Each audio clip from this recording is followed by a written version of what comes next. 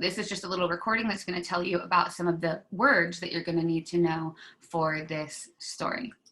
Catacombs and Carnival. Centuries ago, in Italy, the early Christians buried their dead in catacombs, which are long, winding underground tunnels. Later, wealthy families built private catacombs beneath their palazzos, or palatial homes. Niter, a crystallized salt growth, lined the dark, cool underground chambers, or vaults. In order to find their way in their underground tunnels, the owners would light torches or flambeaux. These crypts were suitable not only for burial, but also for storage of fine vintage wines, such as Amontillado, de Grave, and Medic. A wine expert or connoisseur would store wine carefully in these underground vaults. Wine was stored in casks or puncheons, which held 72 to 100 gallons, or in pipes, which contained 126 gallons, also known as two hogsheads. Edgar Allan Poe's story, The Cask of Amontillado, takes place in the catacombs during Carnival, a celebration that still takes place in many countries. The day before Ash Wednesday is celebrated as a holiday with carnivals, masquerade balls, and parades of costume merrymakers. During Carnival, people celebrate by disguising themselves as fools, wearing party-striped dress or motley and capes known as roquelaires. Women would celebrate wearing conical caps. Carnival is also called Mardi Gras, or Fat Tuesday, because of the feasting that takes place the day before Ash Wednesday. Starting on Ash Wednesday, which is the beginning of Lent, some Christians fast and do penance for their sins. So Carnival is, as you heard, a day where people get to go crazy and people get to do things that they don't normally do, and dance and be crazy. There's a lot of drinking of alcohol. Again, this is a long time ago. People ate in excess, they danced, they kissed, they just had fun. It was kind of a crazy day. So this story that we're about to read takes place in Carnival. And this story is actually kind of helped along the way by the fact that the setting of the story is chaos. The setting of the story is people are drunk, people are dancing, people are partying, people are making out on the streets. It's Carnival. It's people are going crazy, right? Like think of the craziest party you can imagine and then double it. This story is told by a madman. This story is told by someone who is insane. Now, we don't know why he's insane. Maybe something horrible happened to him. Maybe he's mentally ill, maybe a mix of the two. But he is here in this story to get revenge. The 1,000 injuries of Fortunato I had borne as best I could, but when he ventured upon insult, I vowed revenge. You, who so well know the nature of my soul, will not suppose, however, that I gave utterance to a threat. At length I would be avenged. That was a point definitively settled, but the very definitiveness with which it was resolved precluded the idea of risk.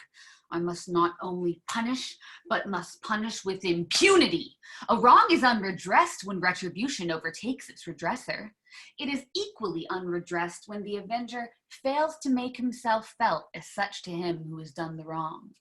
It must be understood by neither word nor deed had I given Fortunato cause to doubt my goodwill. I continued, as was my wont, to smile in his face, and he did not perceive that my smile was now at the thought of his immolition.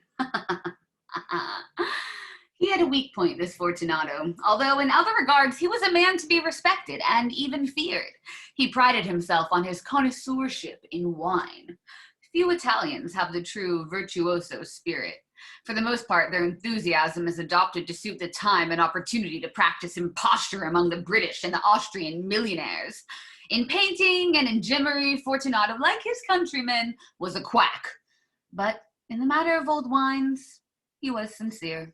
In this respect, I did not differ from him materially. I was skillful in the Italian vintages myself, and bought largely wherever I could. So I'm going to pause here just so you guys can kind of figure out like, what the heck is going on, right? So we have this man who says right away, like, I have borne 1,000 injuries of Fortunato, right? I have had to endure Fortunato hurting me in some way. Now, whether this is a literal hurt or a figurative hurt, I don't know, right? But the idea that he is getting retribution, getting revenge is what he starts off with.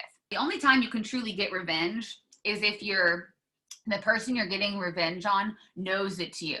In other words, if I want to get revenge on you, I'm not going to like kill you in your sleep and you'll just never know it hates you. No, I'm going to make sure you know it was me who did the killing, right? I'm going to make sure you look into my eyes as you take your last breath, right? And I want you to know that it was me who is responsible for your death, right? And that's what he's saying, is that this is only going to work if he knows it's me. I'm not trying to be like all stealthy and stuff. No, I want to be like obvious. I want him to know this was, I killed you.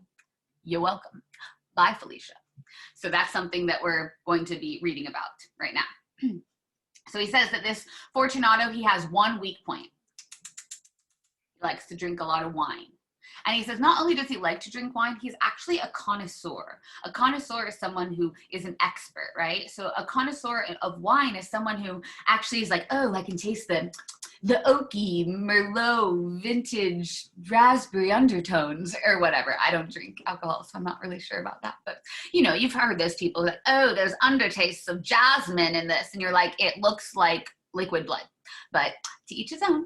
So this is something that Fortunato is obsessed with. He's obsessed with wine. That's his thing, you know, and that's going to be his weakness. So let's see what happens. Okay. So he says basically that he's going to use his obsession with wine. He's going to use his obsession with wine to lure him into his own death. That his obsession, his vice, his kind of guilty pleasure is going to be the thing that ultimately kills him, because that's what's going to make him susceptible. And not only is it going to be a trap, but also think about it, drinking makes you more inebriated, makes you less able to handle yourself. Okay, I'm probably not going to stop anymore and do explaining, so just make sure you're focused and paying attention, okay? It was about dusk one evening during the supreme madness of the Carnival season that I encountered my friend. He accosted me with excessive warmth, for he had been drinking much. The man wore motley. He had on a tight-fitting, party-striped dress, and his head was surmounted by the conical cap and bells. I was so pleased to see him that I thought I should never have done wringing his hand. I said to him, "My dear Fortunado, you are luckily met. How remarkably well you are looking today. But I have received a pipe of what passes for Amontillado, and I have my doubts." "How?" said he. "Amontillado? A pipe? Impossible! And in the middle of Carnival?" "I have my doubts," I replied, "and I was silly enough to pay the full Amontillado price without consulting you in the matter. You were not to be found, and I was fearful of losing a bargain." Okay, I said I wouldn't stop, but I'm going to do once more. Amontillado is like a super fancy wine. You know, think of like the fanciest, you know, drink you can buy, double it. And Amontillado would be a super rare wine to get, period. And he says he has a pipe of it. And a pipe is like a giant jug, right? So he has like a big jug, you know? So like not only do you have a fancy wine, you have a big vat of fancy wine. Like, let's go. Why are we still talking? Like, let's go drink it. And how he gets him kind of lured in is he says, "Oh, I have my doubts, right? I'm not sure if it's authentic Amontillado," right? Like if your friend came to you and she's like, "Oh my God, I just got this like, you know, Prada bag, like, but I don't know if it's real. Like you're a Prada expert. Can you like tell me if it's real?" You know? So he's like, "Oh yes, you know, I'll definitely tell you if it's real." Because, you know, part of the good thing about telling if a wine is real is you get to drink it, right? And of course he's like, "Yes, I want to do that.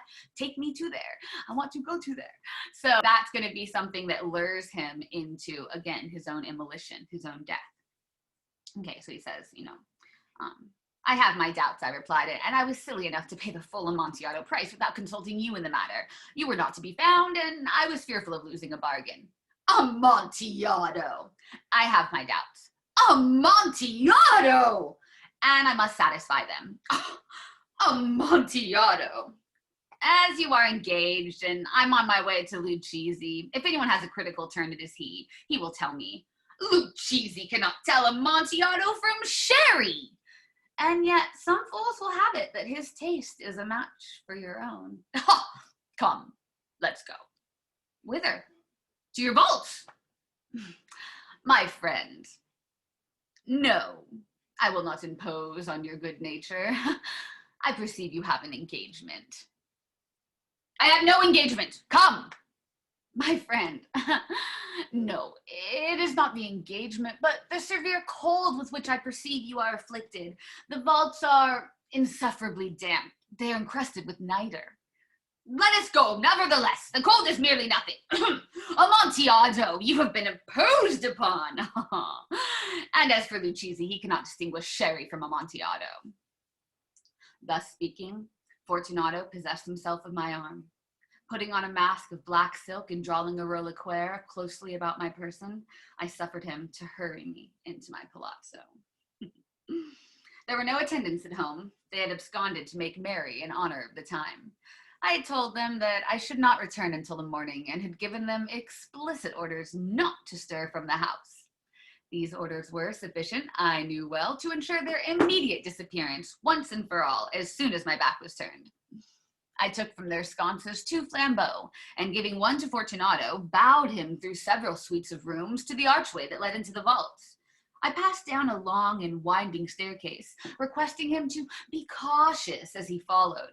We came at length to the foot of the descent, and stood together on the damp ground of the catacombs of the Montrosors. The gait of my friend was unsteady, and the bells on his cap jingled as he strode. The pipe, said he. It's further on, said I, but observe the white webwork which gleams from these cavern walls. He turned towards me and looked into my eyes with 2 filmy orbs that distilled the rheum of intoxication.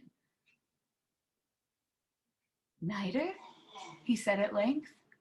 Niter, I replied. How long have you had that cough?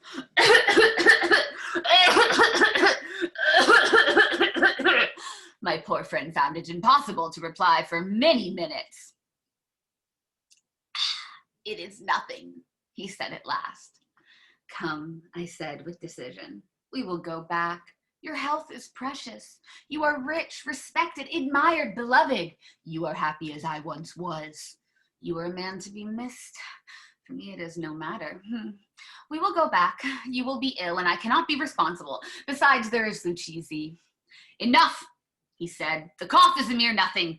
It will not kill me. I shall not die of a cough. True, I replied. And indeed, I had no intention of alarming you unnecessarily, but you should use all proper caution. A draught of this Medoc will defend us from the damps. Here I knocked off the neck of a bottle which I drew from a long row of its fellows that lay upon the mold. Drink, I said, presenting him the wine. He raised it to his lips with a leer. He paused and nodded to me familiarly while his bells jingled. I drink, he said, to the buried that repose around us. And I drink to your long life.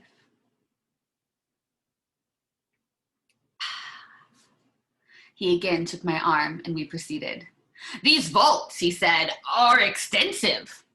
The Montresors, I replied, were a great and numerous family. I forget your arms. He's like asking, like, I forget, what's your coat of arms? What's the shield of your family? You know, like how like in Harry Potter, Gryffindor and Slytherin, they each have their own coat of arms. Same thing with like old families that were rich. They had like a seal that made it theirs. So he says, I forget your arms.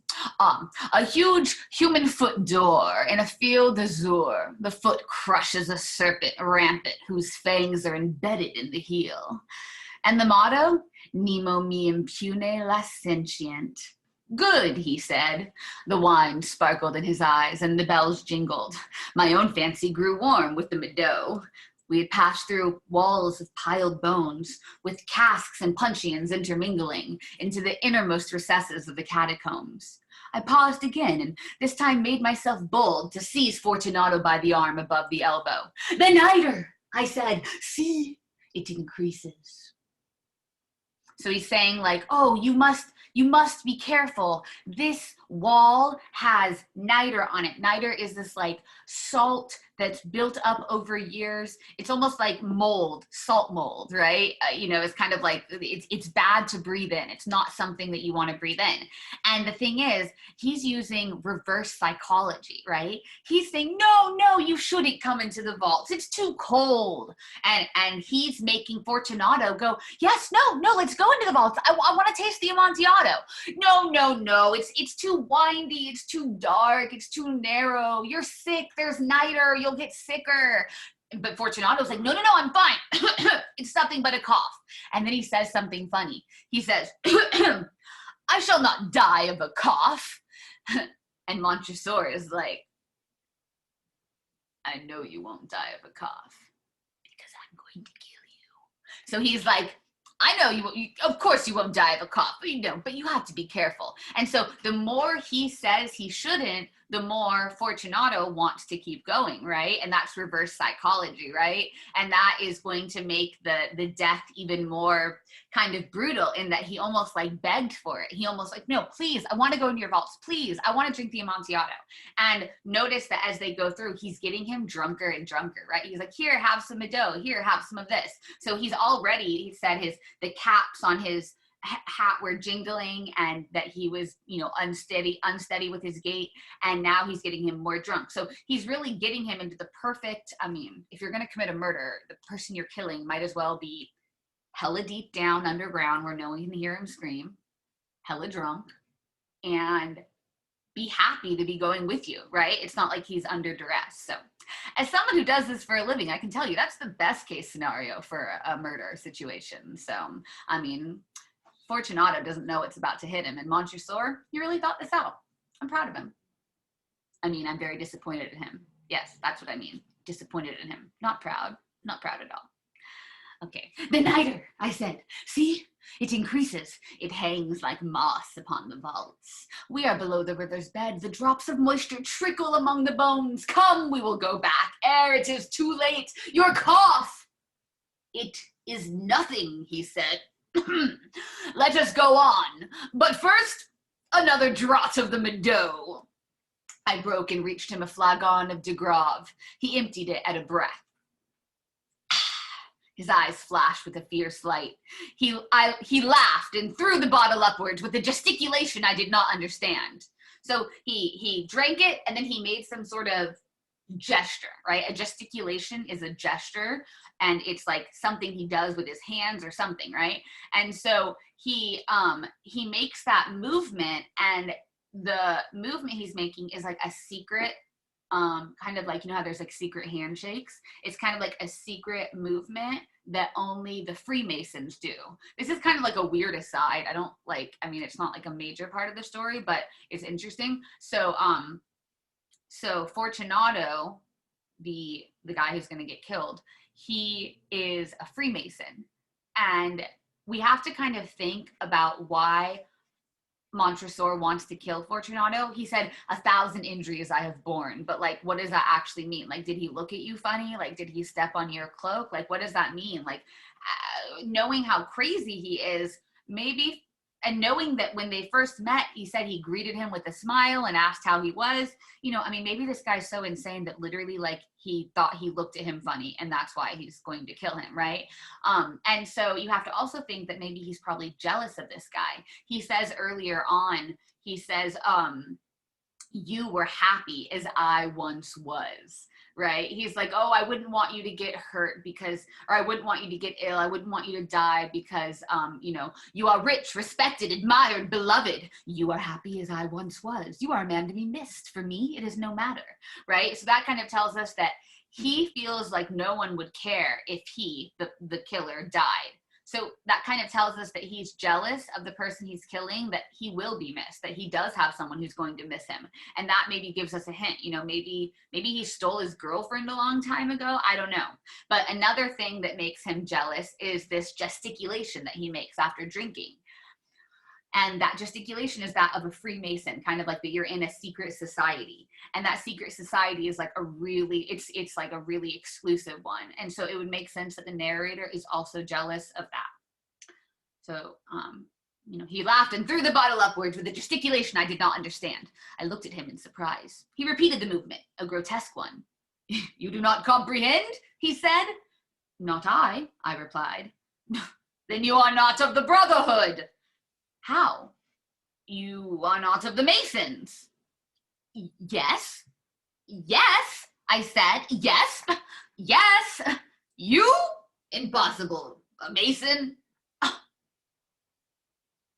A Mason, I replied. A sign, he said. So this kind of gets into like a play on words. He said, you're not a Freemason. I don't believe you.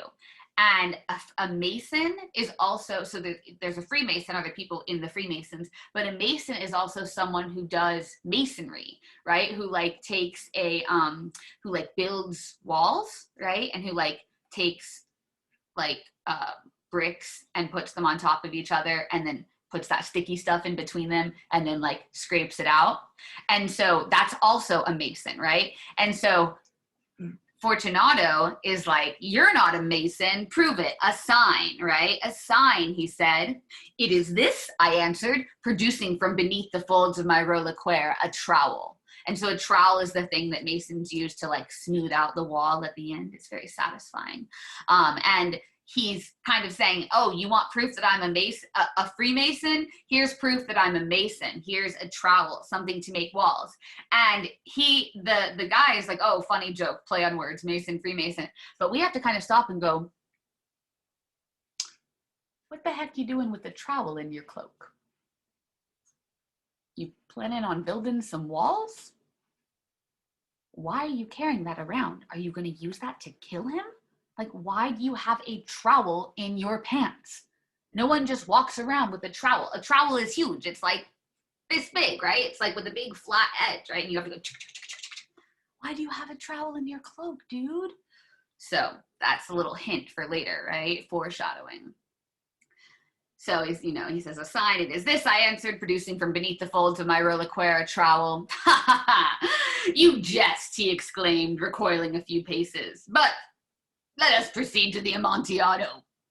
Be it so, I said, replacing the tool beneath the cloak and again offering him my arm.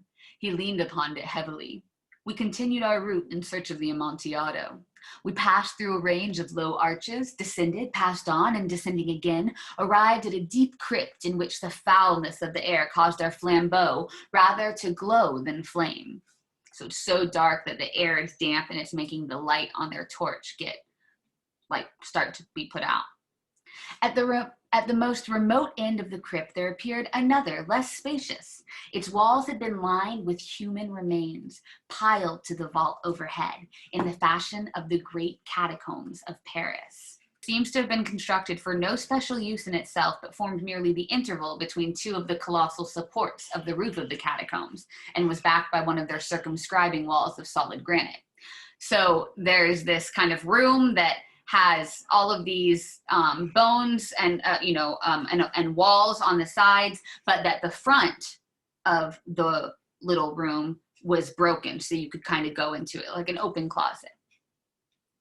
It was in vain that Fortunato, uplifting his dull torch, endeavored to pry into the depths of the recess.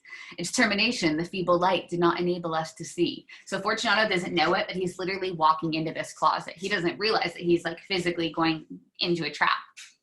It was in vain that Fortunato, I'll just read that line again. It was in vain that Fortunato, uplifting his dull torch, endeavored to pry into the depths of the recess. Its termination, the feeble light, did not enable us to see. Proceed, I said. Herein is the Amontillado. As for Lucchese, he is an ignoramus, interrupted my friend as he stepped unsteadily forward while I followed immediately at his heels. In an instant, he had reached the extremity of the niche, and, finding his progress arrested by the rock, stood stupidly bewildered. A moment more, and I had fettered him to the granite. So in that moment that he kind of walked him into the closet, he couldn't see the closet, didn't have an in because it was so dark, and he got into the closet and he fettered him in, which he locked him in chains. I fettered him to the granite. In its surface were 2 iron staples, distant from each other about 2 feet horizontally. From one of these deepened a short chain, from the other a padlock. Throwing the links about his waist, it was but the work of a few seconds to secure it. He was much too astounded to resist. Withdrawing the key, I stepped back from the recess. So he now has him trapped. He's in this, little cage, and he's, unbeknownst to him, chained into this trap. Throwing the links about his waist, it was but the work of a few seconds to secure it. He was much too astounded to resist. Withdrawing the key, I stepped back from the recess. Pass your hand, I said, over the wall. You cannot help feeling the niter. Indeed, it is very damp. Once more, let me implore you to return. No? Then I must positively leave you. But I must first render you all the little attentions in my power. The Amontillado, ejaculated my friend, not yet recovering from his astonishment. True, I replied. The Amontillado. As I said these words, I busied myself among the pile of bones of which I had before spoken. Throwing them aside, I soon uncovered a quantity of building stone and mortar. With these materials, and with the aid of my trowel, I began vigorously to wall up the entrance of the niche. I had scarcely laid the first tier of my masonry when I discovered that the intoxication of Fortunato had, in a great measure, worn off. The earliest indication I had of this was a low, moaning cry from the depths of the recess. It was not the cry of a drunken man. There was then a long and obstinate silence. I laid the second tier, and the third, and the fourth. So he's starting to build up the wall, the closet, right? It's closed in on 3 sides, and he's building up that final wall with stone. So he's literally burying him alive. He's literally building him into a closet of stone and sealing it up with cement. Worst way to die, right? He's alive. So the earliest indication I had of this was a low moaning cry from the depths of the recess. It was not the cry of a drunken man. There was then a long and obstinate silence. I laid the second tier, and the third, and the fourth, and then I heard the furious vibrations of the chain. The noise lasted for several minutes, during which, that I might hearken to it with more satisfaction, I ceased my labors and sat down upon the bones. So he's so insane, guys, that he hears Fortunato struggling, right? Let me out, let me out. And what does he do? He sets down his work and he stops to listen. He's listening to him struggle. He's listening to him scream, right? That he gets joy from that is kind of insane, right? When at last the clanking subsided, I resumed the trowel and finished without interruption the 5th, the 6th, and the 7th tier. The wall was now nearly on level with my breast. I again paused, and holding the flambeau over the masonwork, threw a few feeble rays upon the figure within. A sudden succession of loud and shrill screams, bursting suddenly from the throat of the chained form, seemed to thrust me violently back. For a brief moment, I hesitated. I trembled. Unsheathing my rapier, I began to grope about it in the recess, but the thought of an instant reassured me. I placed my hand upon the solid fabric of the catacombs, and felt satisfaction. I reapproached the wall. I replied to the yells of him who clamored. I re-echoed. I aided. I surpassed them in volume and in strength. I did this, and the clamor grew still. So he's hearing him scream. What does he do? He screams louder. So he's like, help, help, please let me out. And the murderer's like, help, help, let me out. Right? So, he's insane, right? It was now midnight, and my task was drawing to a close. I had completed the 8th, the 9th, and the 10th tier. I had finished a portion of the last and the 11th. There remained but a single stone to be fitted and plastered in. I struggled with its weight. I placed it partially in its destined position. But now there came out from the niche a low laugh that erected the hairs upon my head. It was succeeded by a sad voice, which I had difficulty in recognizing that of the noble Fortunato. The voice said,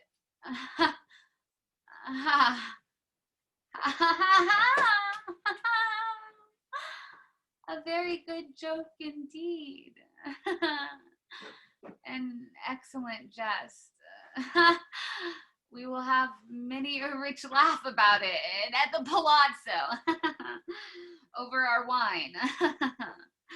The Amontillado, I said. Yes, the Amontillado. But is it not getting late? Will they not be awaiting us at the palazzo? The Lady of Fortunato and the rest? Let us be gone. Yes, I said, let us be gone. For the love of God, Montresor. Yes, I said, for the love of God. But to these words, I hearkened in vain for a reply. I grew impatient. I called aloud. Fortunato. No answer. I called again. Fortunato. No answer still. I thrust a torch through the remaining aperture and let it fall within. There came in return only a jingling of the bells. My heart grew sick on account of the dampness of the catacombs. I hastened to make an end to my labor. I forced the last stone into its position, plastered it up. Against the new masonry, I re-erected the old rampart of bones. For half a century, no mortal has disturbed them. In pace requiescent, rest in peace. The end. That guy's crazy, right? I don't know what's up with him. He has some issues. Oh my gosh. So let's look at the ending and kind of break it down. The most notable thing that he says is for the half of a century, no mortal has disturbed them, right? That these bones, this body has been lying there for 50 years, and that no one has found the body of Fortunato. So I think that tells us that he was successful in his murder. He got away with it because nobody has touched those bones for 50 years. Now, what's interesting is that he's obviously talking to someone, right? He says at the very beginning, he says, you who know so well, let's see.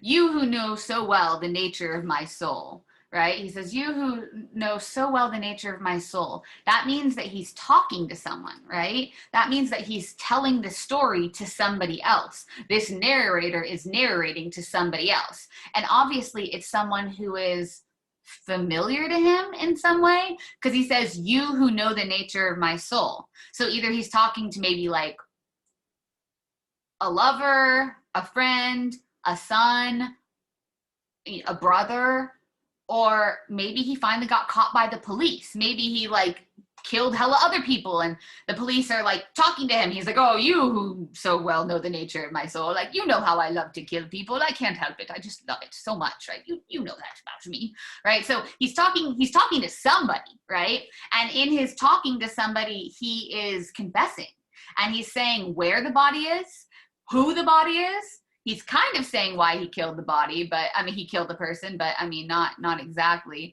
And he is kind of admitting to them and says, well, no one's touched it for 50 years, but now you know.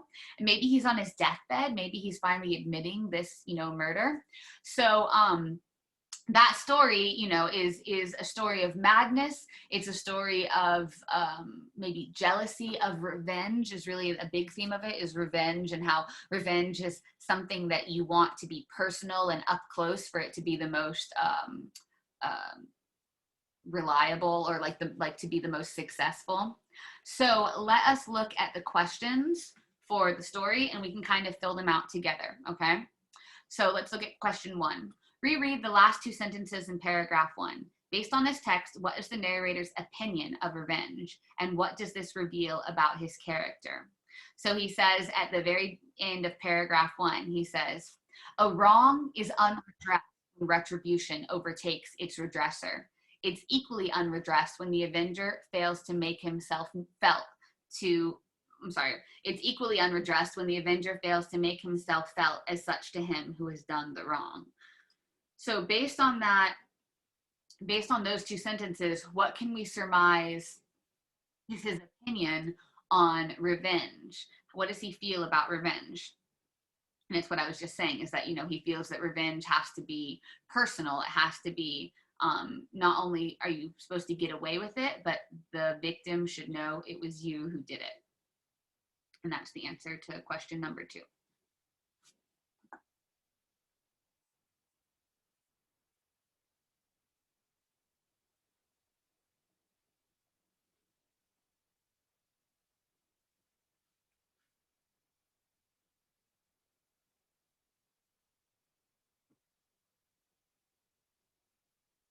Okay, so the second question is that the narrator believes that revenge has to be up close and personal, that it's only satisfying if they know who it was, you know.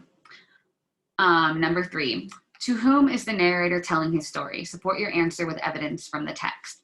So you guys could all use that that quote, "You who know so well the nature of my soul," that he says at the opening of the story when he's like speaking directly to the audience. And that really suggests that he's talking to someone who knows him intimately. So take a guess at maybe who he's talking to and maybe under what the circumstances are.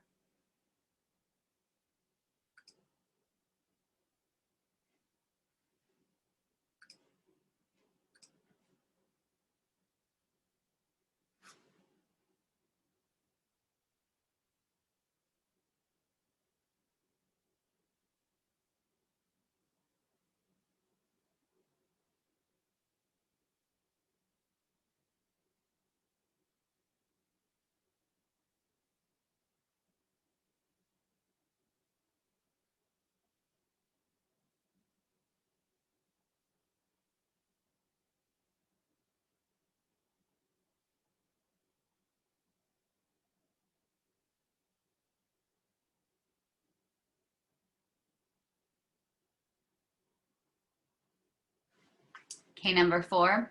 How does Poe create suspense leading up to Fortunato's inevitable death? Cite 3 examples from the story. So there's suspense, you know, in terms of the setting, right? There's suspense in terms of he repeats the word Amontillado a lot. He also, you can look at how the character is dressed. Fortunato is dressed in a fool's costume. He's dressed in motley, you know, suggesting that he's being fooled. Another thing that builds suspense is like how obsessed Montrosor is with the concern about Fortunato's cough. It's like, no, your cough. No, we'll have to go back. We must go back. That repetition of let's go back, let's go back. All of that is building suspense, right? You know, when he drinks, when he says, I drink to your health, when he says, you will not die of a cough. All of those are examples of suspense. So you need to cite 3 examples from the story. You might have to go back for that one. Maybe find one right now and go back for the other 2 so we have time to go through all of them. This video that I'm making right now of this class, I'm gonna post to Canvas. So you can always rewatch me going over the story or the questions. And these questions are going to be something that is due on tomorrow night.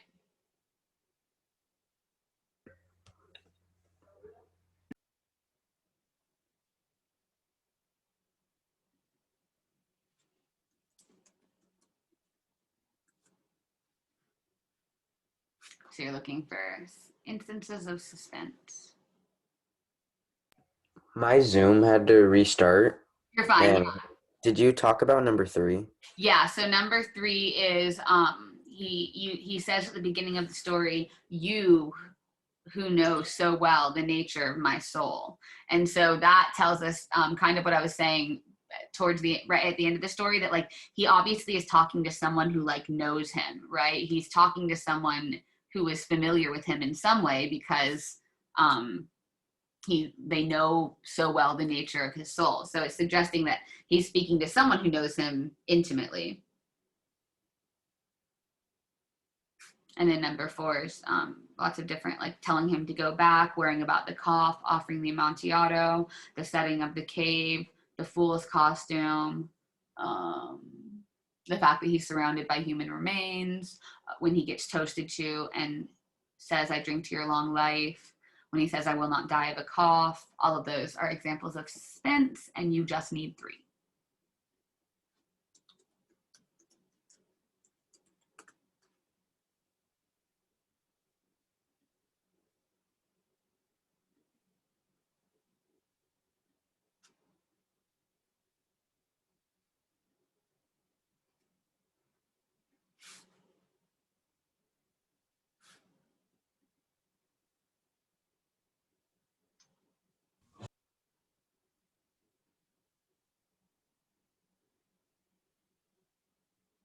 Okay, so number 5, how does the setting of Carnival aid in Fortunato's fate? So remember how we were talking how like everybody's like getting like crazy, kind of drunk and partying and being silly and dressing funny. All of those things are reasons that it'd be a lot easier to get away with murder, right? When everyone around you is not a good witness, it's so much easier to sneak someone away and kill them. So if you ever need to commit a murder, go back 200 years and do it during Carnival. Simple. So the say like the setting aids in the murder because it's chaotic and makes it so that people won't even notice that they're missing. And even if they do see him, it's unlikely that they'll actually remember seeing him with Montresor. Like, they'll be too drunk to even remember that.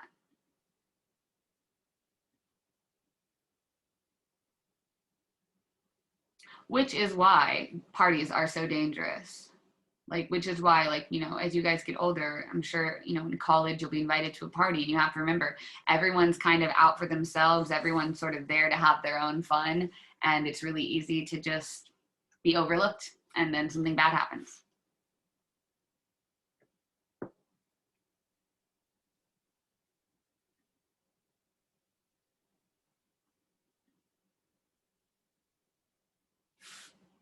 Okay, I'm gonna keep going. And again, you can go back to these. I'm also gonna post this video, but there's a decent amount of questions, so.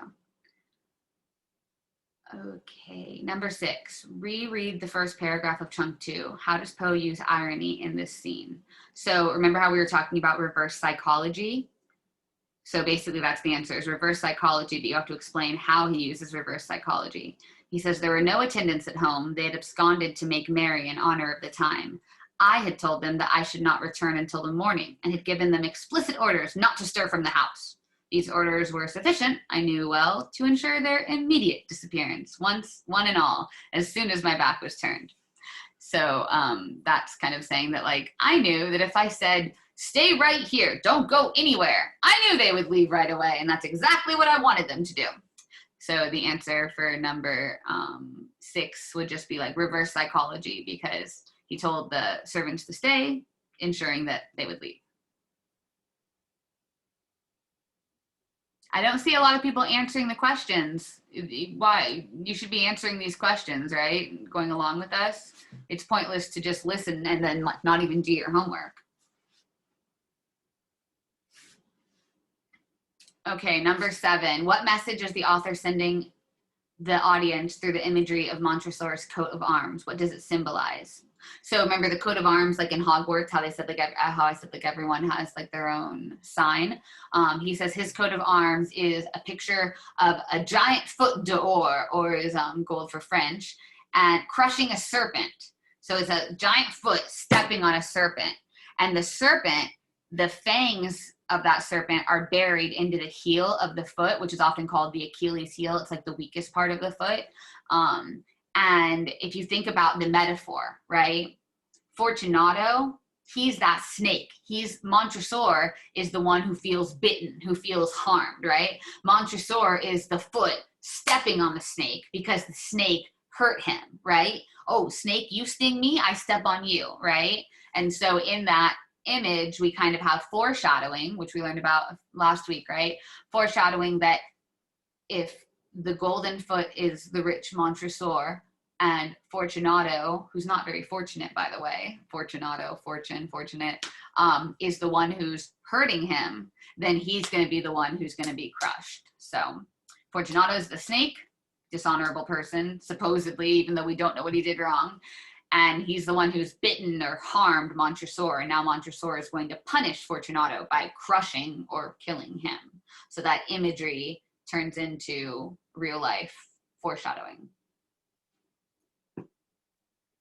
Again, I'm going to be posting this video on Canvas. So if for some reason you don't have your book with you, or you've decided that right now it's just not the time, then you can rewatch this later.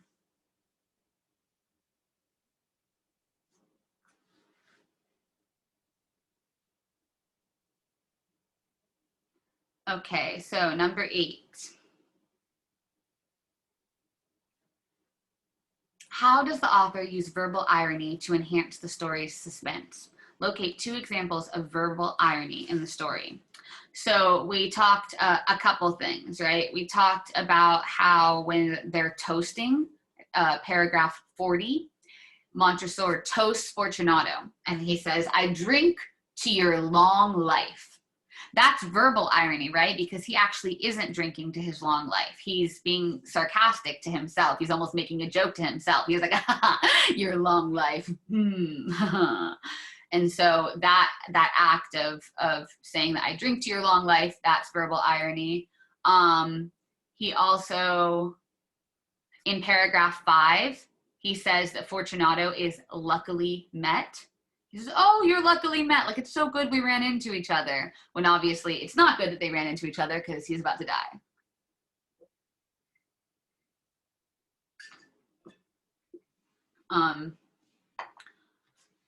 Also, like, just the repetition of like, go back, you know, no, you should turn around, you should go back, is kind of verbal irony because we know that he doesn't care about his health.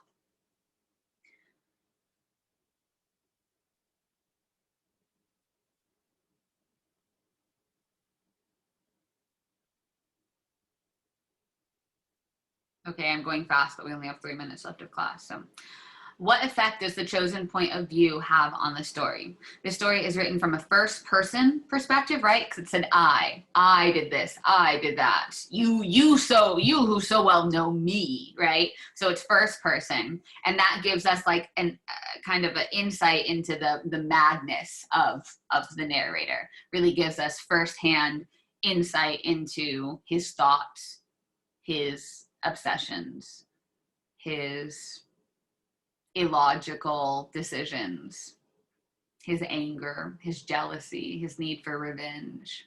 So by having access to not only Montresor's thoughts, but also his actions, the suspense is really created because you're seeing everything that's happening. And you're also wondering, are you telling the truth? Like, you're also wondering, like, obviously, okay, you killed someone, but like, are you sure you killed him for the right reasons? Like, you sure he actually did anything wrong? Because you sound kind of crazy.